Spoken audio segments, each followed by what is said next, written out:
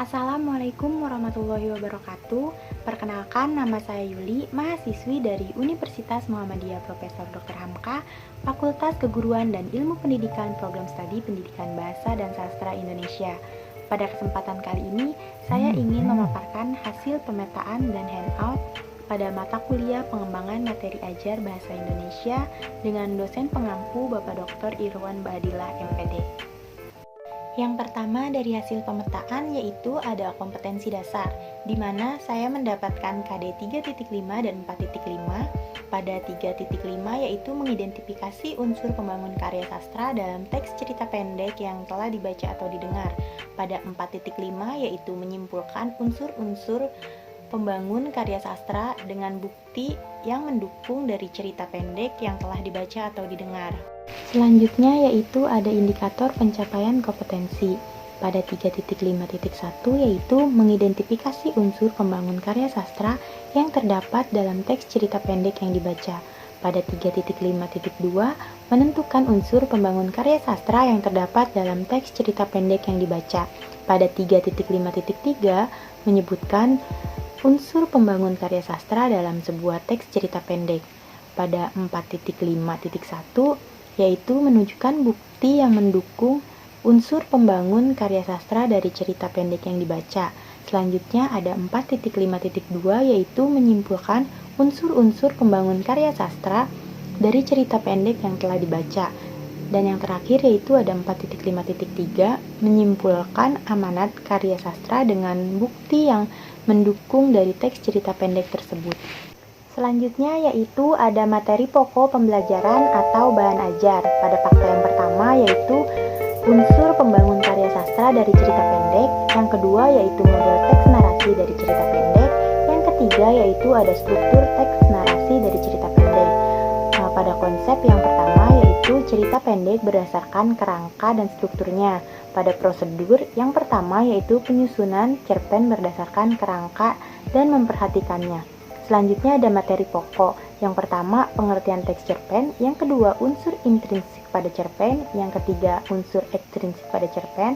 Yang keempat, unsur pembangun cerita pendek. Yang kelima, menyimpulkan teks cerpen yang telah dibaca. Selanjutnya yaitu ada metode dan langkah-langkah pembelajaran. Pada metode ini, saya memasukkan yang pertama yaitu ada metode diskusi, yang kedua ada tanya jawab, dan yang ketiga ada penugasan. Selanjutnya yaitu ada langkah-langkah pembelajaran pada kegiatan pendahuluan selama 15 menit. Yang pertama yaitu melakukan pembukaan dengan salam pembuka dan berdoa untuk memulai pembelajaran. Lalu yang kedua yaitu memeriksa kehadiran peserta didik sebagai sikap disiplin. Lalu yang ketiga yaitu menyiapkan fisik dan psikis peserta didik dalam mengawali kegiatan pembelajaran. Lalu yang keempat yaitu mengaitkan materi, tema, kegiatan pembelajaran yang akan dilakukan dengan pengalaman peserta didik dengan materi, tema, kegiatan sebelumnya. Selanjutnya yaitu kegiatan inti selama 60 menit. Yang pertama yaitu menjelaskan materi terkait teks cerita pendek, lalu menjelaskan unsur ekstrinsik dan intrinsik. Selanjutnya menjelaskan terkait dengan unsur pembangun karya sastra yaitu cerpen. Dan yang keempat, peserta didik diminta untuk mencari satu judul cerita pendek. Yang kelima, lalu dibaca dan dipahami. Yang keenam, selanjutnya peserta didik mencari dan menemukan unsur pembangun karya sastra dalam teks cerita pendek tersebut.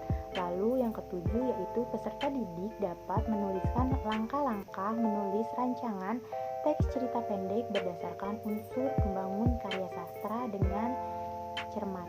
Selanjutnya yang terakhir yaitu peserta didik menyimpulkan unsur-unsur karya sastra dari cerita pendek yang tersebut. Selanjutnya yaitu kegiatan penutup selama 15 menit. Yang pertama, guru mereview atau mengulas, merefleksi dari pembelajaran mengenai teks cerpen. Selanjutnya yaitu guru bersama peserta didik melakukan identifikasi kelebihan dan kekurangan kegiatan pembelajaran tentang informasi ajakan-ajakan dalam teks cerita pendek ini.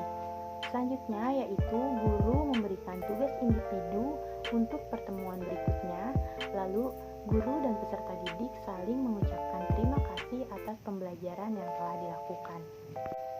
Selanjutnya yaitu ada penilaian bentuk soal dan jawaban, teknik penilaian tertulis dan tes lisan. Selanjutnya yaitu ada soal yang pertama, bacalah teks cerita pendek bebas. Yang kedua, sebutkan dan identifikasi unsur-unsur pembangun cerita pendek yang telah dibaca. Yang ketiga, bagaimana unsur pembangun cerita pendek tersebut. Yang keempat, tunjukkan bukti pembangun unsur dari pembangun cerita pendek tersebut. Yang kelima, yaitu simpulkan bukti pendukung tiap unsur-unsur pembangunnya. Yang keenam, yaitu kemukakan hasil bacaan teks cerita pendek kalian tersebut di depan kelas. Lalu selanjutnya yaitu ada handout. Hasil pertama dari handout yaitu ada kompetensi dasar, di mana kompetensi dasar ini sama halnya dengan pemetaan. Selanjutnya indikator pencapaian kompetensi. Indikator pencapaian kompetensi ini juga sama dengan pemetaan. Selanjutnya ada tujuan pembelajaran. Yang pertama yaitu menyebutkan unsur pembangun karya sastra dalam sebuah teks cerita pendek dengan tepat. Lalu yang kedua ada menentukan unsur pembangun karya sastra yang terdapat dalam teks cerita pendek yang dibaca dengan tepat. Lalu yang ketiga yaitu mengidentifikasi unsur pembangun karya sastra yang terdapat dalam teks cerita pendek yang dibaca dengan tepat. Lalu ada petunjuk pembelajaran. Yang pertama yaitu awali kegiatan pembelajaran dengan berdoa. Selanjutnya, bacalah teks cerpen bebas. Selanjutnya, catatlah hal-hal yang penting dari cerpen tersebut.